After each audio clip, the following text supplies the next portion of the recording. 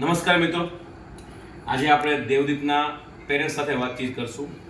દેવદીપ અમરેલી જિલ્લામાં ઇંગ્લિશ મીડિયમમાં અત્યારે ટોપ રેન્કરમાં છે. જેને મેથ્સ સાયન્સમાં 100 આઉટ ઓફ 100 છે.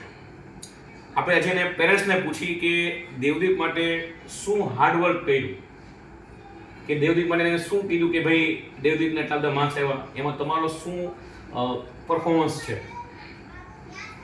દેવદીપના 1 to 9 સ્ટાન્ડર્ડ સુધી સરસ 96-97% એણે મેન્ટેન કર્યા હતા, પણ 10thમાં એનો થોડુંક ડાઉનફોલ હતો. ફર્સ્ટ સેમેસ્ટરમાં 86% હતા, પણ પછી એક વખત અમે બધા સાથે ફેમિલી મેમ્બર્સ બેસીને એવું નક્કી કર્યું કે ના, મહેનત તો કરવી પડશે, મહેનત અને આ પર્સન્ટેજ સારા આપણે સુધારીએ, અને મોટિવેશન થોડું એને આપ્યું અને એ પણ સમજી ગયો અને થોડું આગળ સારું હાર્ડવર્ક કર્યું એટલે સારું રિઝલ્ટ મળ્યું. ઘણીવાર પેરેન્ટ્સને એવું થાય છે કે અમે ભણેલા નથી તો અમે બાળક ઉપર ધ્યાન નથી દઈ શકતા. ભણેલા પેરેન્ટ્સ ધ્યાન દઈ શકે છે, એની વિશે તમારે શું કહેવું?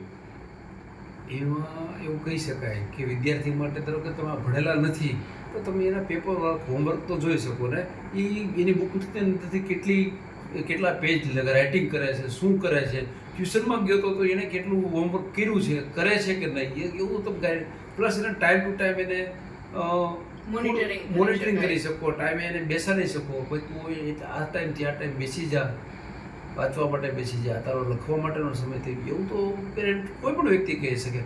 અને આની અંદર કોઈ ભણેલા પેરેન્ટ્સ ગાઈડ કરી શકે એવું નથી. ભણો વ્યક્તિ હોય પણ એને બસ એને ભણવાનું તો વિદ્યાર્થીએ છે. ત્રીજો પ્રશ્ન એવો છે કે આમાં મોબાઈલનો શું પાર્ટ છે?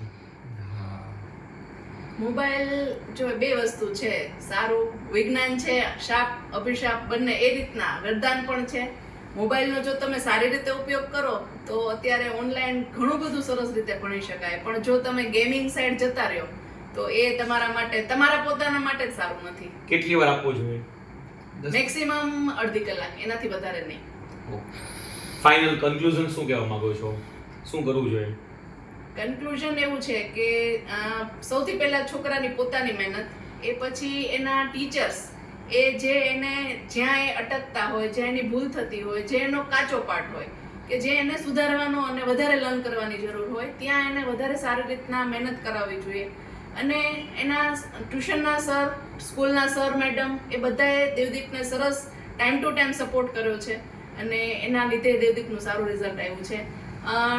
ખાસ કરીને દિવાળી પછીના સમયમાં અમે એઝ અ પેરેન્ટ્સ પણ એને સાથે રહીને, એ રાત્રે મોડે સુધી ક્યારેક વાંચતો હોય તો સાથે બેસીને અમે એની સાથે રહ્યા છીએ અને રિઝલ્ટ સારું આવ્યું. એ ઉપરાંત પણ એવું એક રાખવું પડે કે દર 3-3 મહિને કે 2 મહિને જ્યારે ઇન્ટરેસ્ટ લેવાતી હોય ત્યારે એના માર્કનું ગ્રાફ ડાઉનફોલમાં નથી ને. ડાઉનફોલમાં હોય તો ક્યાંય માર્ક 50 એનો પણ અભ્યાસ કરતો રહેવો પડે.